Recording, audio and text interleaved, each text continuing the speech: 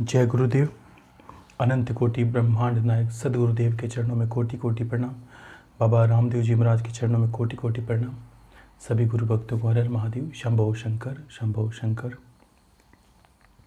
जैसा समय मिला है कुछ कहने के लिए और कुछ छोटे मोटे प्रश्न भी हैं, उनको भी कहूँगा, आप सुने। देखो, आगे एक नवरात्रा भी आ रहे हैं, चैत्र शुद्धि नवरात्रा है और 3-4 रोज़ है, उसके बाद नवरात्र आने वाले हैं। देखिए, नवरात्र मैंने बताया था कि साल में 4 बार नवरात्र आते हैं। चैत्र के नवरात्रा और असोज मास के नवरात्रा जो दीपावली से पहले आते हैं, ये दर्श्य नवरात्रा होता है। इनके दिनों में आपको पाठ लगाना है, जो आपको विधि पहले बता दी गई है, इसी तरह विधि करनी है। कुल देवी का मंत्र आपको सबको पता है, घट स्थापना करनी है और पूर्ण सात्विक होकर आनंद से करें। पिछली बार किए थे, इस बार करो। साल भर होने दो अपनी साधनाओं को, पकने दो अपने मंत्रों को, अपनी देवी के प्रसन्न होने दो पूर्ण, और जीवन तो ऐसे भी परिवर्तन है और भी परिवर्तन आएंगे। लेकिन देखिए, मैंने शुरू में पहले कहा था कि एक ही कक्षा में सब पढ़ते हैं, कोई फर्स्ट आता है, कोई लास्ट आता है। इसका कारण सब उन्हीं पर निर्भर करता है जो कार्य करते हैं, कि कितनी शिद्दत से किसने पढ़ाई की, कितनी शिद्दत से किसी ने काम किया, यह मायने रखता है। बाकी विधि सबको पता है, मंत्र आपको पता है कुल देवी का, जो नृत्य करते हो वही मंत्र करना है। नवरात्र को पूर्ण सात्विक होकर करना है और कुल देवी को प्रसन्न करना ही करना है। घर में आप सोचिए कि कितनी आपकी आशीर्वाद होगा माँ का, और जीवन सफल होगा, निश्चित तौर पर होगा, इसमें कोई संशय नहीं। जो गुरु की बात पर संशय रखना ही नहीं है और अपना कार्य करना है और जीवन को सफल बनाना ही बनाना है।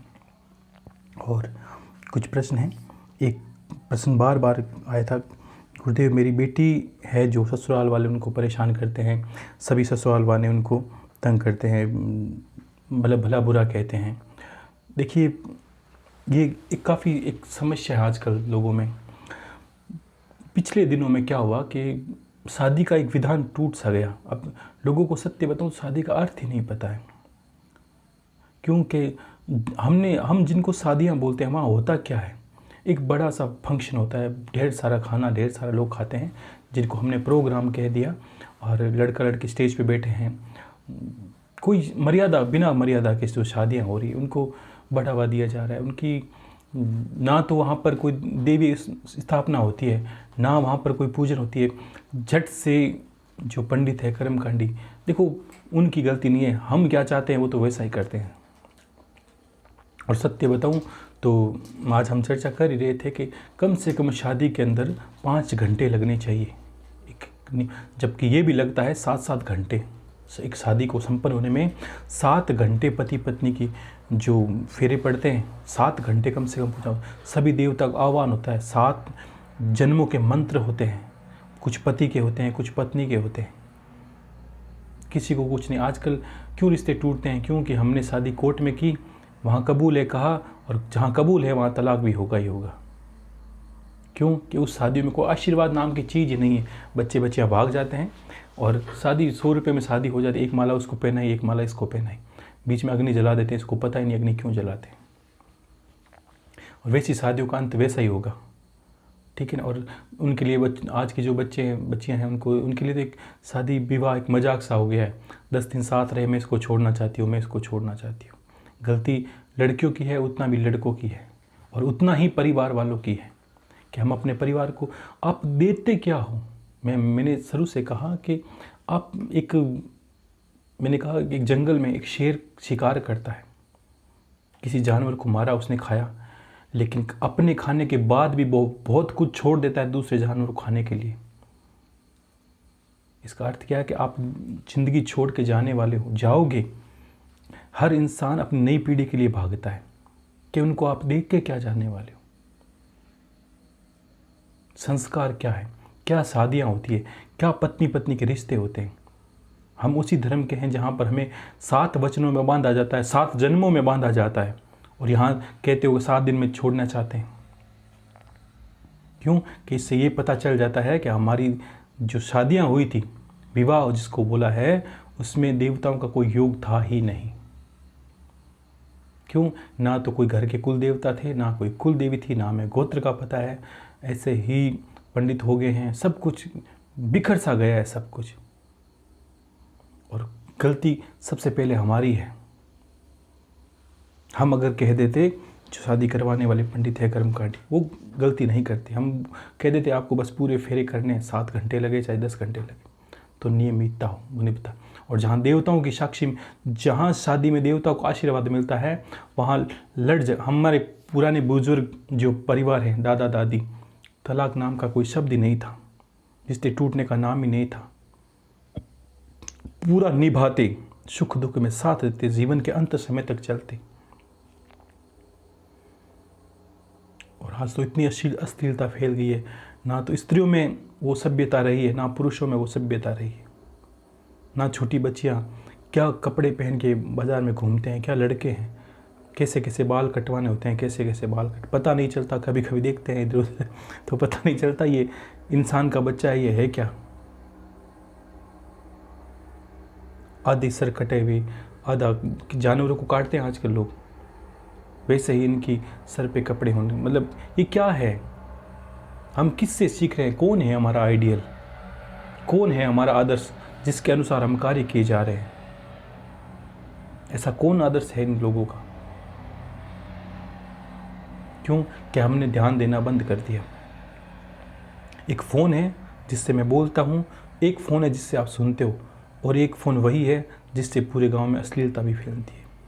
इंसान के ऊपर निर्भर करता है कि वो किस वस्तु का उपयोग किस तरह करता है। बच्चों को संस्कारों में डालिए, बहुत ज़्यादा ज़रूरी है। और कभी कभी रिश्ते टूटते हैं तो हम ऐसा नहीं कह सकते कि बेटी की गलती है कि बेटे की गलती है। देखो, गलतियाँ दोनों की रहती है। हमारा बेटा बेटी, इसका अर्थ ये नहीं कि वो सही है। जब ये ध्यान रखें, जब घर पे बेटी आती है तो ये समझे क्या, बहू आई है, इसका अर्थ है हमारे घर में बेटी आई है। शास्त्रों में लक्ष्मी कहा है। अगर वो परेशान रहेगी, आप दरिद्रता आपकी घर की जाएगी नहीं। दहेज तो कुछ दिन चलता है, लेकिन बेटी साक्षात लक्ष्मी आई है, उसका सम्मान करें। परिवार को निभाना सिखाएं। और सासू बहू में इतना झगड़ा होता, कारण क्या है कि सासू में एक शब्द लगता है सास के अंदर, कि वो अपना जो ठरकाई होती है, जो ठेकेदारी होती है, वो खोना नहीं चाहती। देखो नियम क्या कहता है, नियम ये कहता है, ये झगड़ा क्यों होता है कि जब आपको लगे कि घर की बहू आ गई है, आपका बेटा विवाह करके लाया है, आपकी बेटी के समान है, तब आपको लगता है कि मेरे बेटों की शादी हो गई। तो देखो, सीधा साधा झगड़ा क्यों नहीं होगा, आप सीधा सीधा बहू को ये अपनी घर की चाबियाँ हाथों में दे दीजिए। आप थोड़ा लगता है उनकी सभ्यता आई, थोड़ा समझाया आपने, और उसने कहा बेटा आप ही घर चलाने वाली हो, अब तो बस घर की मालकिन आप ही हो, चिंता मत करो, जैसे तू रखेगी वैसे हम रहेंगे। तो वो सास, जो बेटी है बहू, वो हमेशा अपनी सास को माँ की बात ही रखेगी। हम उसको टॉर्चर करते हैं, बिना बात के कुछ कहते हैं, झगड़ा करते हैं, लड़ते हैं डरते हैं। और बेटियों को ये कहना होता है कि एक माँ को छोड़ के आई हो, अब दूसरी माँ के पास आई हो, माँ के जैसा बर्ताव करना है, क्योंकि तुझे भी कभी सास बनना पड़ेगा। अब तो जीवन इतना बड़ा मत सोचिए 100 साल का। 100 साल में भी ये समझिए कि समय, आप सब लोग ये समझ देखा पिछले दिनों में कि जो दिन है कितने जल्दी निकल रहे हैं। दीपावली के दीपक ठंडे हुए कि नहीं हुए, वापस दीपावली आ गई है। नया साल मनाया कि नहीं मनाया, नया साल आ गया। यानी समय का प्रभाव बढ़ रहा है। आप अनुभव क्यों नहीं करते इस बातों का? कुछ साल पहले ऐसा नहीं था। आपको लगता है 1 साल बाद दीपावली आई है, अब ऐसा नहीं लगेगा आपको। क्यों? कि इंसान अब एक ढलान पर है। ध्यान रखना, समय का अंत, प्रकृति का अंत निश्चित है। किसी ने कहा कि गुरुदेव एक कलयुग में कल के अवतार होगा। देखिए एक बात कहता हूँ, अगर मैं कुछ शब्दों में कहूँगा तो इसको समझना है। अवतार होगा कोई उच्च, अवतार का उद्देश्य क्या होगा कि इस संसार का विनाश करना। ठीक है, तो आज ऐसा संभव नहीं है कोई देवता आएगा और तलवार लेके हाथों में सबका विनाश करेगा। क्यों? कि कल के अवतार को तो हम मानते हैं। और कोई लंदन अमेरिका वो रहता है, वो तो, और शास्त्रों में ये लिखा है वो सब मनुष्यों को मारेंगे जो गलत है वो, यानी सब गलत होंगे तभी वो आएंगे, पहली बात तो। और दूसरा कि वो आएंगे तभी, आप, ये तो आपका धर्म कह रहा है, ये तो आपकी पुस्तक कह रही है यहाँ आएंगे। कोई बाहर पढ़ने वाला, विदेशों में रहने वाला जो मानता है नहीं है, वो क्या कहेगा? हर धर्म की एक पुस्तक होती है और हर धर्म की बात पर सब लोग अडिग रहते हैं कि हाँ हमारे धर्म में लिखा वो सब सत्य है। होगा बिल्कुल। जिसका नाम प्रलय है, जिसका नाम अंत है, होगा। जिसका नाम समय है उसका भी अंत होगा। लेकिन कुछ शब्दों में कहूँ तो समझ लेना, कलयुग यानी एक ऐसा युग का अर्थ है ज़माना, एक ऐसा ज़माना जहाँ सभ्यता को छिन भिन हो जाएगी, देवताओं का नाम नहीं रहेगा। तो कुछ दिनों में आप अनुभव करोगे देवताओं का नाम आप बच्चों को दिलवाने की कोशिश करते हो, लेकिन मैं जानता हूँ ये सार्थक नहीं होगा आने वाले समय में। आप मान के रखिए कि चाहे कितना ही धुरंधर हो, धर्म को नहीं चला सकता, क्योंकि धर्म अब बिखरने वाला है। क्योंकि इंसान को अब धर्म बोझ लगने लगा है। आप घर पे कहें, कितने लोग आपके कहने के अनुसार चलते हैं? नहीं चलेंगे। लोगों को ये लगने लगा है ये पोंगापति पुरानी बातें, इनका आना जाना कुछ नहीं। और जो आप समय में हो ये अंत ही समझिए, समय का नहीं, ये समझ लीजिए इन सभ्यताओं का अंत है। 11 बजने के बाद 12 ही बजते हैं, वापस 10 नहीं बजेंगे, चाहे कोई कितना भी प्रयास कर ले। तो समय का अंत, तो समय का अंत को ये समझ लीजिए, सतयुग से पहले भगवान का पहला अवतार हुआ विष्णु भगवान का, तब अवतार था मत्स्य अवतार। अब अगर मैं बोलूँ 11 के बाद क्या बजते हैं कि 12 बजते हैं, और 1 से पहले कितने बजते हैं कि 12 बजते हैं, तो 4 युग है। 4 युग, सतयुग आने से पहले, सतयुग आने से पहले पहली बार जब अवतार हुआ तो संसार जगत में प्रलय हुई।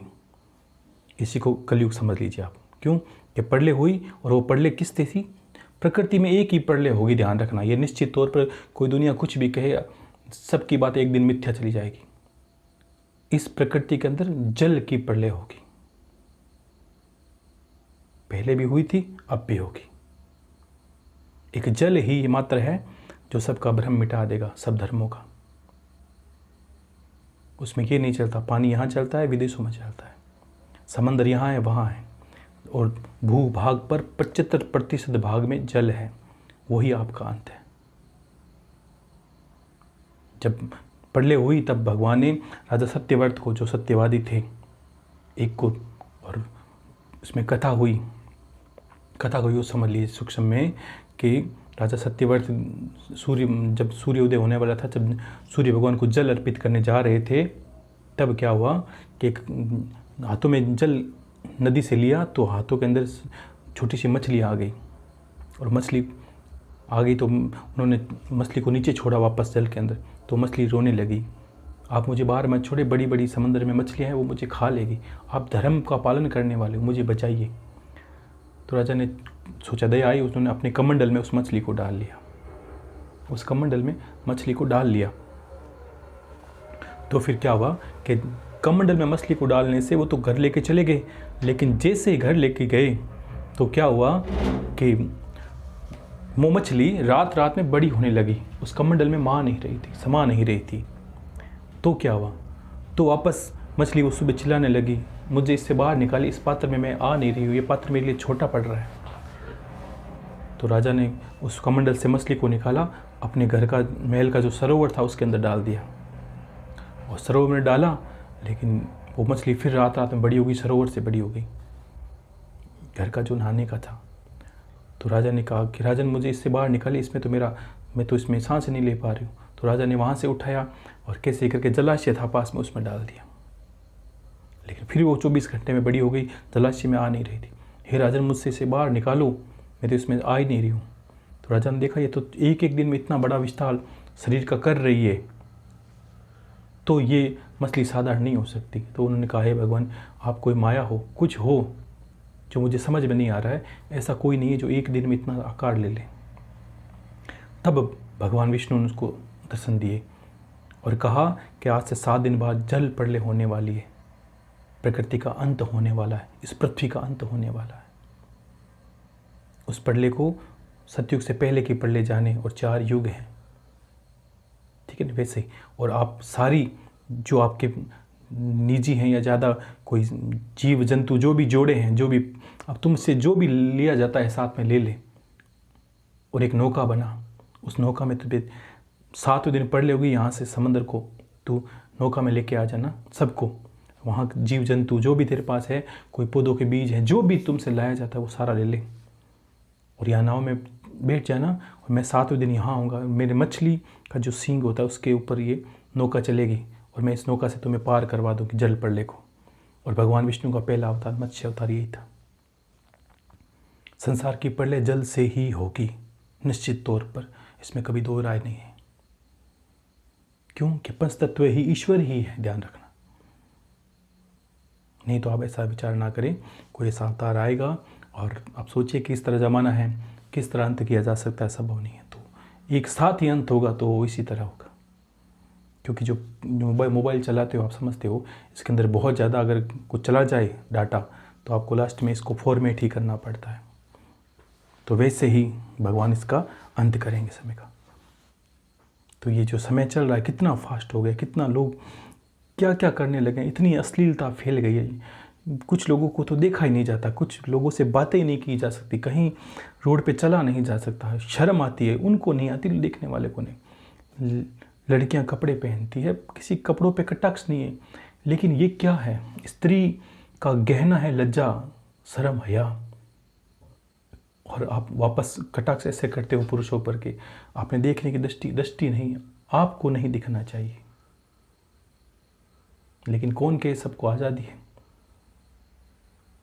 लेकिन आज़ादी का अर्थ ये नहीं है। अगर आज़ादी का अर्थ ये है कि घर की जो तिजोरी है उसको खुला रखें तो चोर संध्या को लूट के ले जाएंगे, स्त्री का सम्मान भी वैसा ही होता है।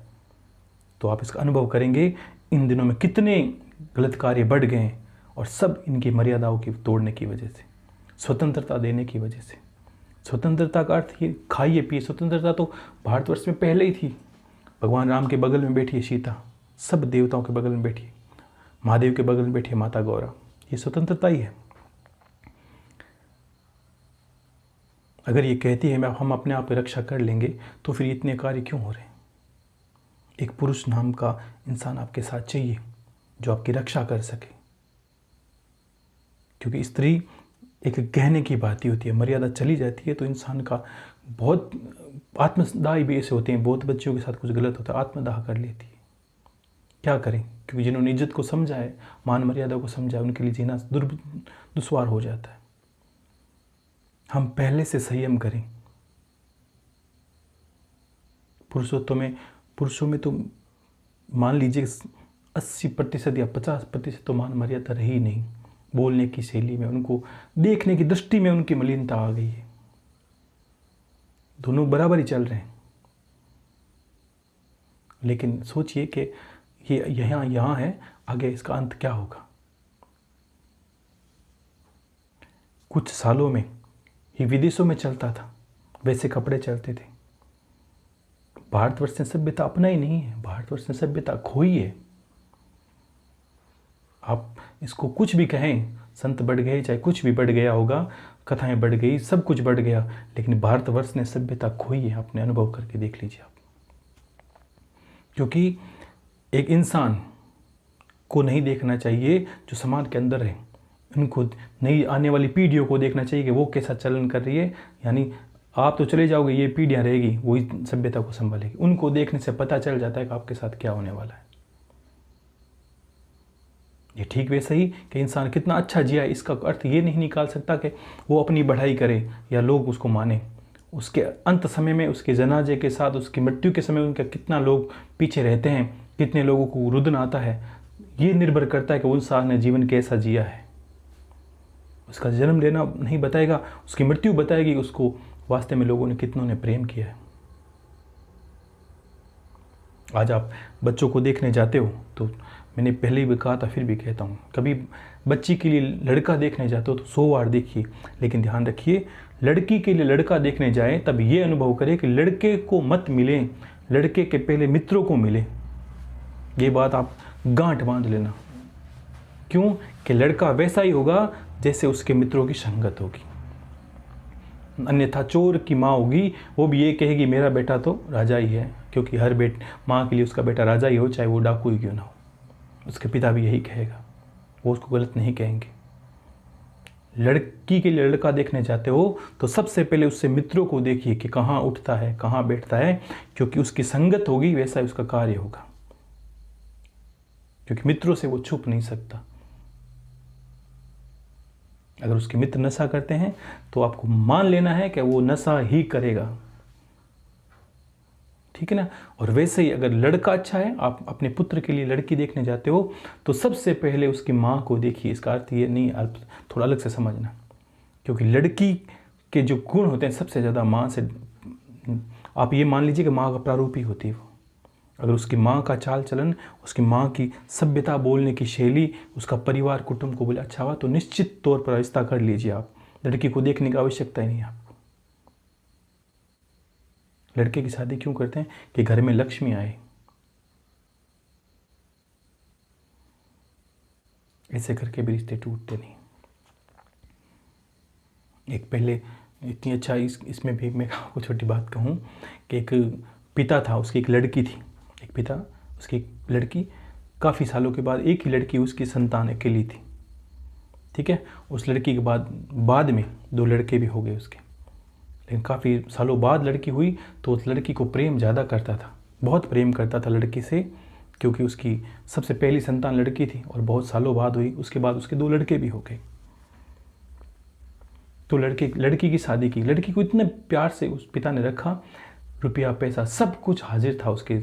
वो कहती, उसकी कहे मुंह से शब्द नहीं निकलते उससे पहले उसकी जो तमन्ना है, उसकी जो कामना है वो पूरी कर दी जाती। इतनी लाड प्यार से रही लड़की। रखना चाहिए, लेकिन कुछ गलतियां कर दी उसने। क्या की? बहुत ज़्यादा। तो उस लड़की की शादी हुई।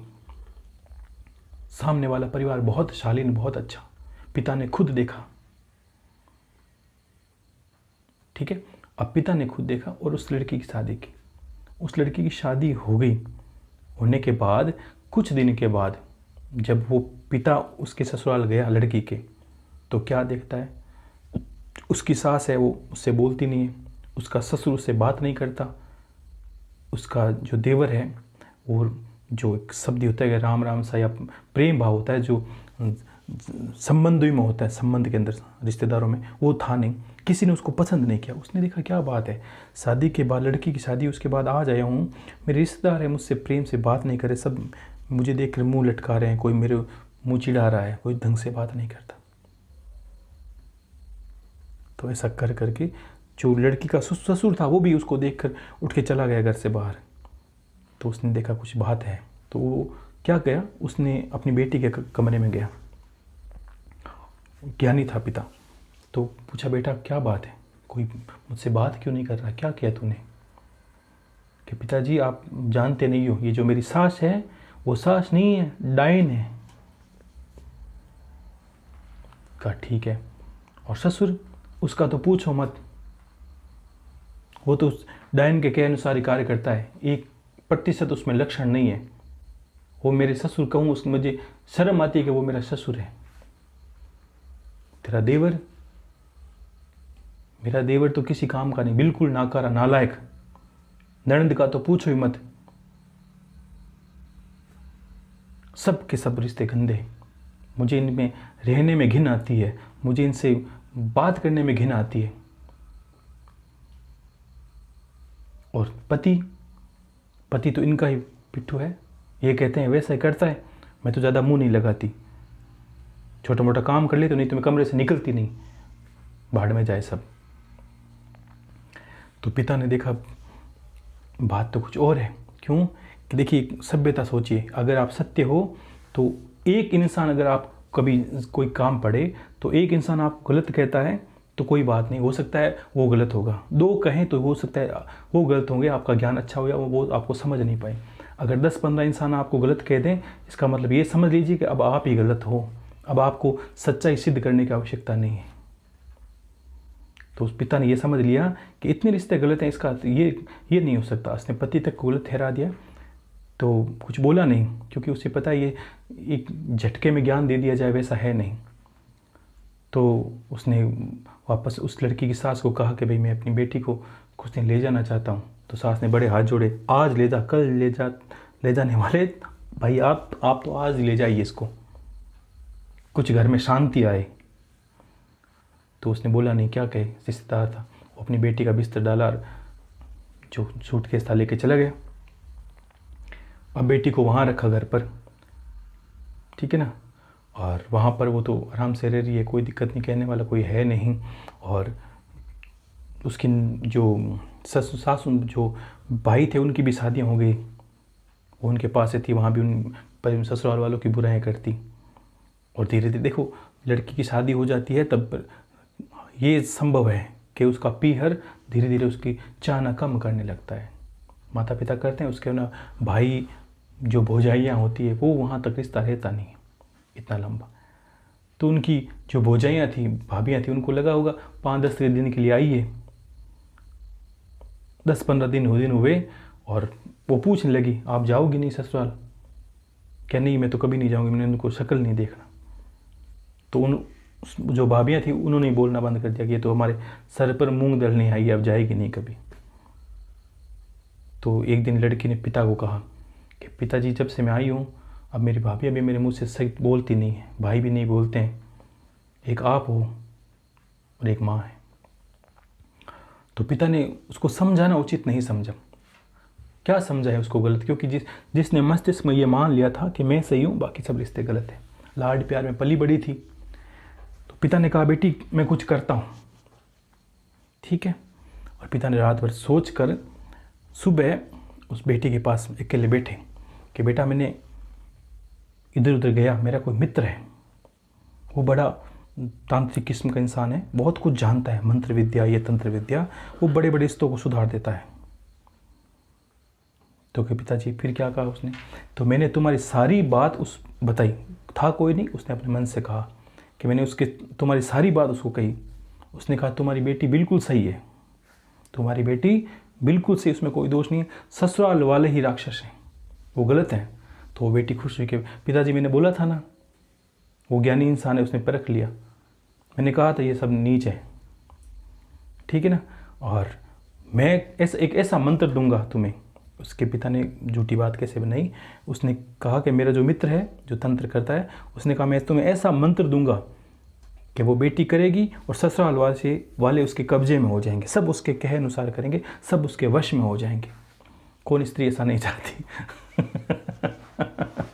माताओं बहनों की विडंबना होती है कि वो चाहती है कि सारा परिवार उसके कंट्रोल में रहना भी चाहिए। अच्छा, ज्ञानी स्त्रियां हैं, उनके परिवार कंट्रोल में रहना चाहिए, लेकिन उस पिता की बात अलग है। तो उस पिता ने कहा, तो पिताजी वो जल्दी से मंत्र मुझे बता दिए, मैं चाहती हूँ मेरी सासू मेरे पूरे कंट्रोल में रहे, मेरी ननंद, मेरा देवर, मेरा पति और मेरा ससुर। कहा बेटी बिल्कुल वो मंत्र में लेके आ गया हूँ, उस मंत्र को सुबह शाम तुम्हें 5-5 घंटे करना पड़ेगा। तो कहा पिताजी 5-5 घंटे तुम्हें कैसे करूँगी, मैंने तो कभी मंत्र किया नहीं है,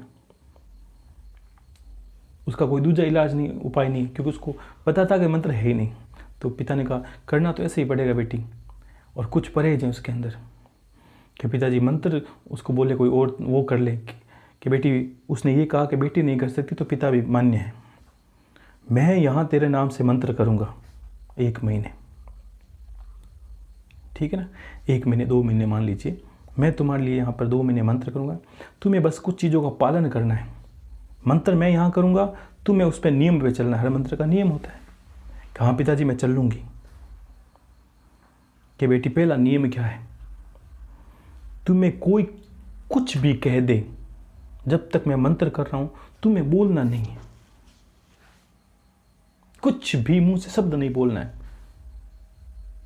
क्योंकि नहीं तो जो ये विद्या है ये खंडित हो जाएगी। तुम्हें मुंह से कुछ नहीं बोलना है कि यहाँ मैं मंत्र कर रहा हूँ, तुम्हें बस सहन करना है और विचार करना है कि मेरी जब मंत्र पूरे हो जाएंगे सब तुम्हारे कब्जे में हो जाएंगे। कि पिताजी चिंता मत करिए, 1 महीने क्या, अगर सब कब्जे में होते तो मैं तो 6 महीने नहीं बोलूँगी, कुछ नहीं कहूँगी, चाहे मुझे मारे। कि ठीक है बेटा, कल से शुरू करते हैं, और मैं तुम्हें कल ससुराल छोड़ूंगा और मैं यहाँ मंत्र करूँगा। कि ठीक है पिताजी। ऐसा कहकर वो ससुराल छोड़ने गया। ससुराल वाले तो वैसे ही दुखी थे, उसको देख के फिर दुखी हुए, और उसने चुपचाप बोला नहीं, सबको राम राम किया और अपने कमरे में बेटी को छोड़ा। बेटा तुम्हें याद है ना मैंने क्या कहा, अब से 2 महीने बाद में आऊँगा और तुम देखना 2 महीने में किस तरह तुम्हारे कंट्रोल में होते हैं, पूरा घर पे तुम राज करोगे आज। ये एक पिता का वादा है कि पिताजी आप चिंता मत करिए, आपने बोला मैं कुछ भी, मुझे चाहे जला दे काट दे, मैं नहीं बोलूँगी कि ठीक है बेटा। ऐसा करके पिता चला गया। अब दूसरे दिन वहाँ मंत्र नहीं था, पिता ने युक्ति समझी, उस युक्ति को समझी कितनी अच्छी थी।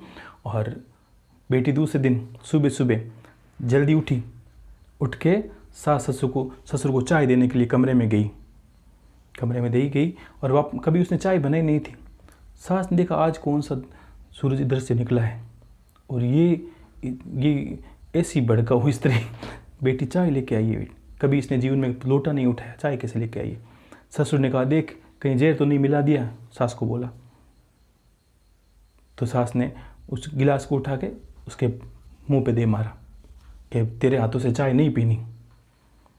तो वो उसने बेटी ने जो बेटी थी उसने अंतर में बहुत क्रोध आया, लेकिन उसके बाप की बात याद थी कि मुझे कुछ नहीं बोलना। उसने कहा चिंता मत करो, मैं आज कुछ बोलूँगी नहीं, समय आने पर आपको बताऊँगी अंतर में।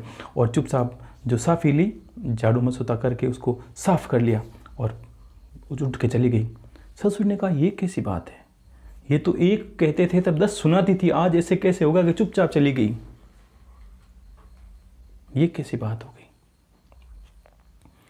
और उधर कमरे में गई और सुबह नाश्ता बनाया, देवर के और ननद के कमरे में रखा।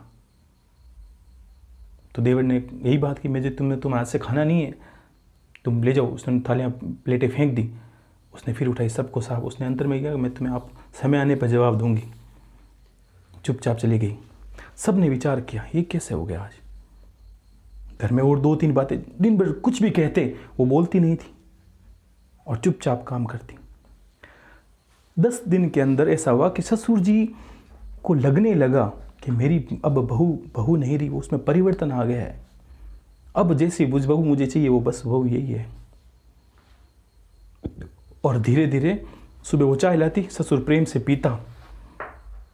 उसने पति को कुछ नहीं कहने दिया, किसी के सामने कुछ नहीं बोलती थी। और धीरे धीरे क्या हुआ कि वो जब खाना बनाती तो ननद उसके पास जाती, देवर उसके पास में रहता, उसकी छोटी मोटी सहायता करते खाना बनाने में। उससे हंसी मजाक करने लगे, बातें करने लगे थे। वो बोलते नहीं थे और वो अंतर क्या सोच रही थी, पिताजी का मंत्र काम कर रहा है। अब पिताजी का मंत्र आपने एक परवान पर चढ़ गए, अब काम कर रहा है। ये दोनों मेरे कब्जे में हो रही। और छोटा काम होती है कि ननद पूछती भाभी ये करूं कि नहीं करूं, देवर पूछता भाभी ये करूं कि नहीं, तुम बताओ वैसा करूं, तुम बताओ वैसा करूं, क्योंकि सबके पीछे प्रेम का आधार होता है।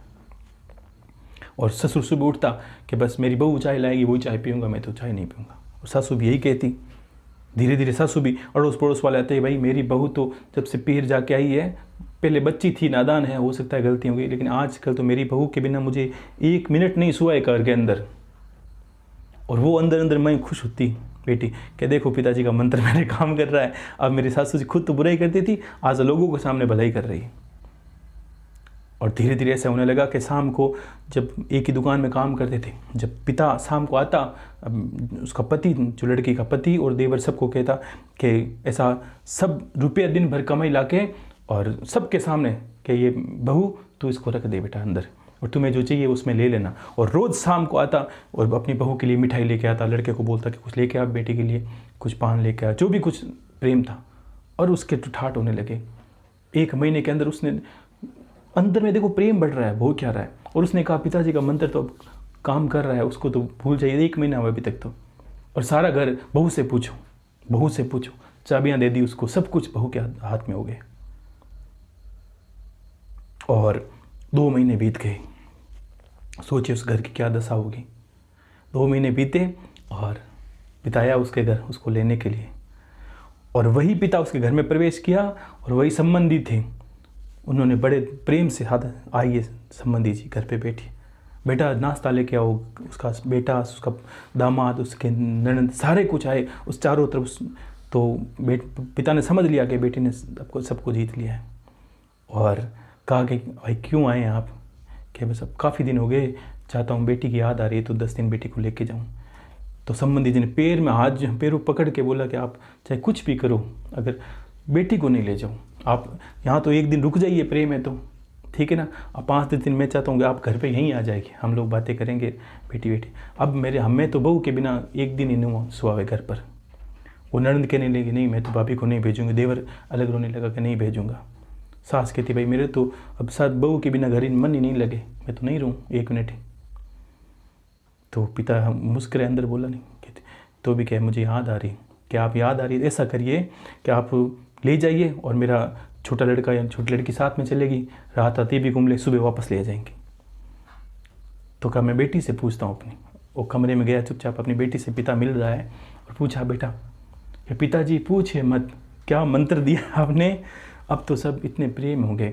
तो कहा बेटी अब इनके साथ मैं कुछ भी कर सकता हूँ, ये सारे मेरे वश में, तू चाहे तो मैं इनको मार दूँ मंत्र से। क्या पिताजी ऐसा मत करना, अब मेरा ससुर कितना अच्छा है, कितना अच्छा हो गया, इसके बिना तो मेरा मन ही नहीं लगता, आपकी याद नहीं आती इसको देखती हूँ तब। तो बेटी सासू के ऊपर कुछ करूँ, क्या नहीं पिताजी सासू तो मेरी गाय है, उसको देखती हूँ तब मुझे सुकून मिलता है। और शाम को वो भी मेरे कभी कभी बाल बनाती है, मेरे कपड़ों में प्रेस कर देती है, क्या नहीं बेटा तेरे लिए कुछ कर दूँ। तो क्या ननद देवर पर कुछ कर दूँ, क्या नहीं पिताजी ननद पर मैं तो जान छिड़कती हूँ और देवर के बिना तो मुझे घर में नहीं सोए, वो दिन भर हंसता खुलता है, मुझे छेड़ता रहता है, तब मुझे मन लगता है घर में। तो कहा बेटा क्या पिताजी आप कुछ मत करिए, मेरा मन ही नहीं लगेगा, मैं घर नहीं जाऊँगी मैं यहीं रहूँगी। तो कहा बेटा एक दिन तो चलना पड़ेगा। तो फिर पिता एक दिन उसको घर पे ले गया, उसको समझाया कि बेटा ये मंत्र नहीं है, ये मेरी युक्ति थी और तुम्हारी लक्षण थे। ये सभ्यता अगर चुप रहे, अगर तुम्हारे अंदर आते ही तुमसे सबसे प्रेम हो गया, वो भी तुम्हारे बिना नहीं रह सकते। मैंने किया कुछ नहीं था, ना कोई सा मंत्र था, ये तो तुम्हारे अंदर पहले ही था, तुम्हारे अंदर संयम नहीं था, सुनना किसी का चाहती नहीं थी, क्योंकि मेरे लाड प्यार में तुम इतना हो गई थी क्योंकि मैंने कभी कुछ कहा नहीं। और ससुराल में तो एक संयम होती है, एक मर्यादा होती है, पति की मर्यादा होती है, माँ की होती है, ससुराल में ससुर की होती है, उस मर्यादा का पालन नहीं किया।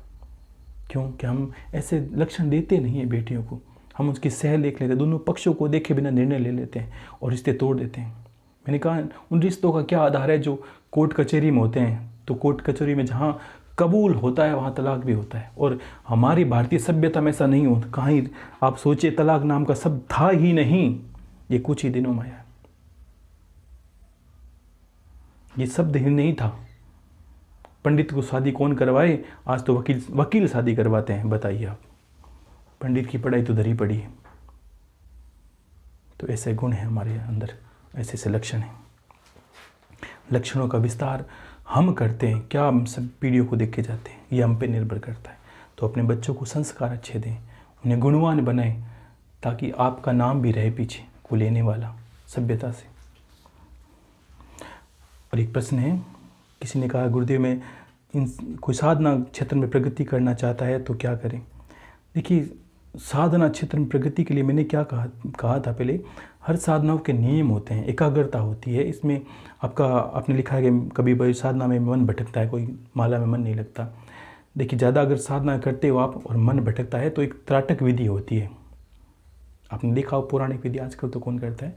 त्राटक विधि है, आपने जहाँ बैठे हो कहीं एकांत कमरे में जाकर अंधेरा करके आप अपने से 2 मीटर के आसपास एक दीपक लगाएं अपनी आंखों के सामने से, उस दीपक को शाम को निहारें।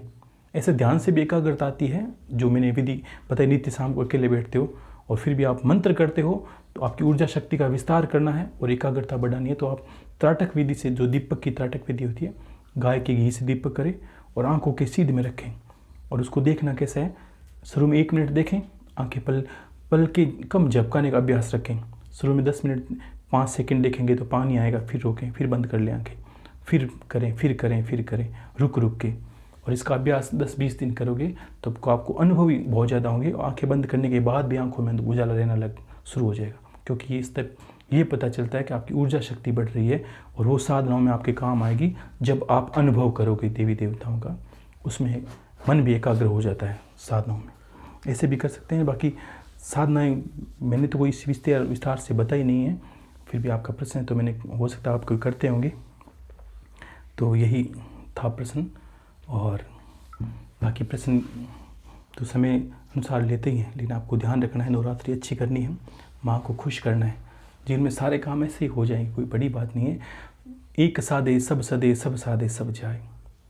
कुल देवी आपके घर पे जब तक माता का करोगे उपासना आराधना, तो भगवान, आपको पता है कि नवरात्र सबसे पहले भगवान श्री राम ने शुरू किया था। कभी अनुभव किया कि जब ये हम जो असोज के महीने की जो नवरात्रि होती है, उसके बाद विजयदशमी आती है, तो भगवान ने रावण को मारने से पहले लंका में शुरू किया था नवरात्रि व्रत रहना, और उसमें चंडी यज्ञ किया था। इधर रावण ने भी किया था, दोनों को पता था। और चंडी यज्ञ में बड़ी विकट छोटी सी बात हुई थी कि भगवान जब राम साधना कर रहे थे, तो भगवान श्री राम ने 1000 पुष्प, कितने पुष्प थे, वो पुष्पों को हवन में रखा था चंडी यज्ञ में। कितने कम पुष्प, कमल के पुष्पों का हवन करेंगे। और उसमें रावण ने माया खेली कि ताकि उनका जो संकल्प है अधूरा रह जाए, इसलिए एक कमल पुष्प को गायब कर दिया। साधना से बीच में उठ नहीं सकते थे, लेकिन भगवान तो भगवान थे। तो भगवान श्री राम ने क्या किया कि उनको पता था कि पूरा संसार भगवान नारायण को कमल नयन कहता है। तो भगवान राम ने अपने बाण लिया और अपनी आँख में डाल के, आँख निकालने वाले थे तब तक देवी प्रकट हो गई थी वहाँ पर, क्योंकि उन्हें पता है कमल नयन कहते हैं हम भगवान राम को, विष्णु को। तो उन्होंने बताया मेरा नेल को लोग कमल कहते हैं, तो मैं इसको अर्पित कर दूंगा। तब माँ प्रकट हुई और माँ ने उनको वरदान दिया, आशीर्वाद दिया। इसलिए नवरात्र प्रथम राम ने किया था, और विजयदशमी के मुहूर्त के दिन रावण का उन्होंने वध किया था, नवरात्र संपन्न होने के बाद में। तो देवी की उपासना सर्वश्रेष्ठ है।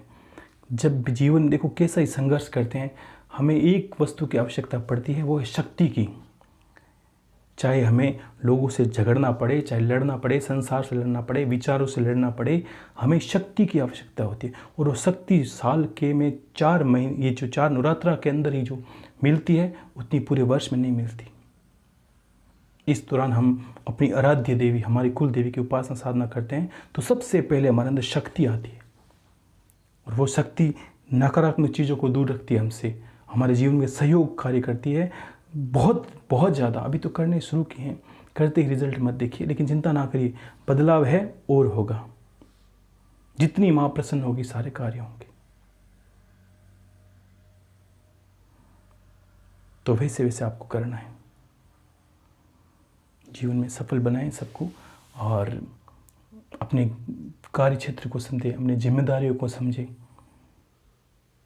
कि इंसान को सबसे पहले इंसान ही बनना होता है। उसने अपने कर्मों को सुधारा, कर्मों को जाना, तो इंसान बनने मात्र से उसके कार्य सारे हो जाते हैं। भगवान प्राप्त करना कठिन नहीं है,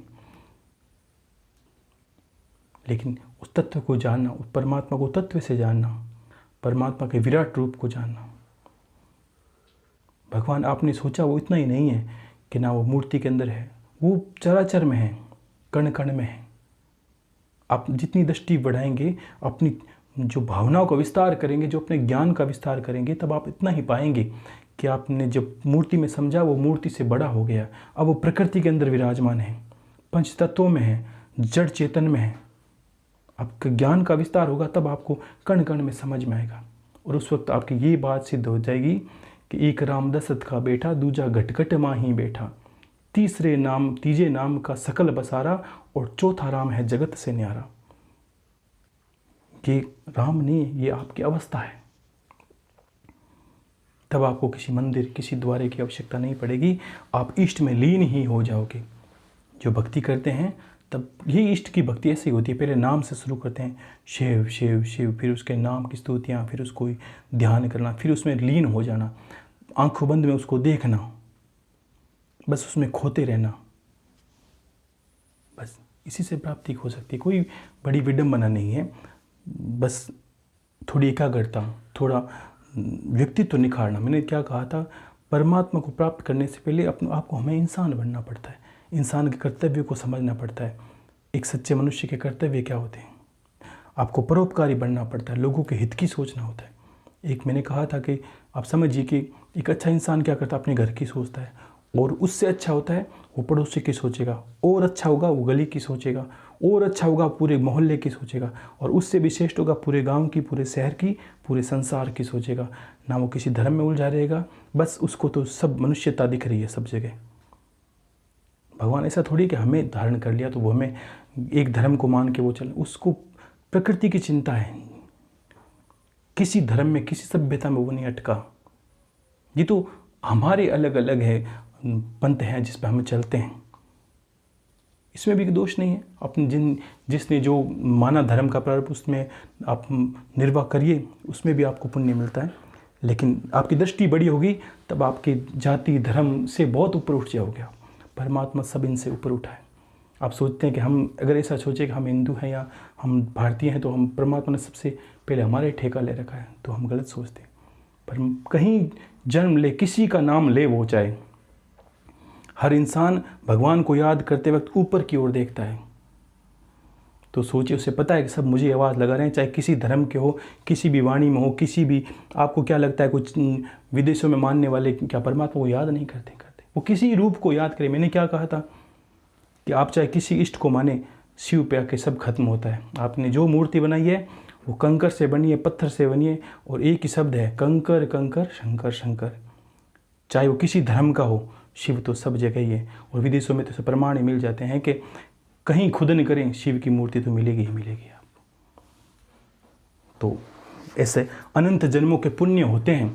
मैंने क्या एक सब बहुत पहले भी एक बात कही थी कि बहुत देखिए, आप चारों तरफ शिव के भक्त आपको अनूठे मिलेंगे, अलग मिलेंगे, क्योंकि जल्दी से इनकी भक्ति आपको समझ में आएगी नहीं।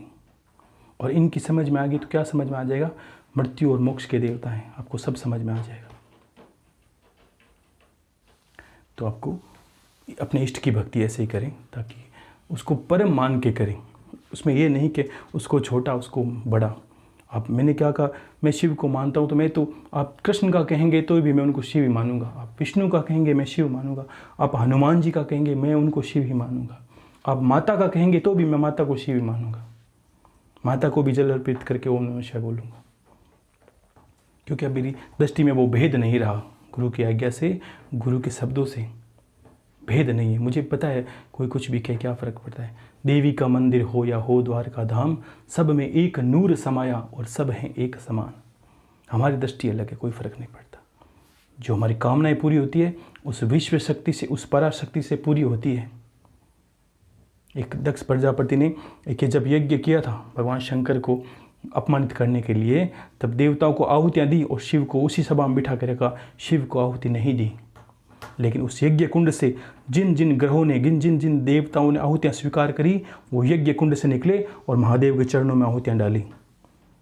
तो दक्ष प्रजापति नाराज हुए, बोला मैंने आपको आहुति दी है, मैंने शिव को इसका भागीदार नहीं बनाया, आपने वहाँ आहुति क्यों दी? तो सभी देवताओं ने मिलकर कहा, संसार में कहीं जगह होम हो, हवन हो, आहुति हो, ये आहुति सबसे पहले कोई माने न माने शिव के पास जाएगी, और शिव के शरीर से जो ऊर्जा निकलती है उससे हम तुष्ट और पुष्ट होते हैं। यही भगवान कृष्ण कहते थे, और यही भगवान राम ने रामेश्वर शिवलिंग बनाते वक्त यही कहा था। जल बहुत है, लेकिन आपको पता होना चाहिए ये बरसता है, ऊपर से आता है, कहीं घूम के आए।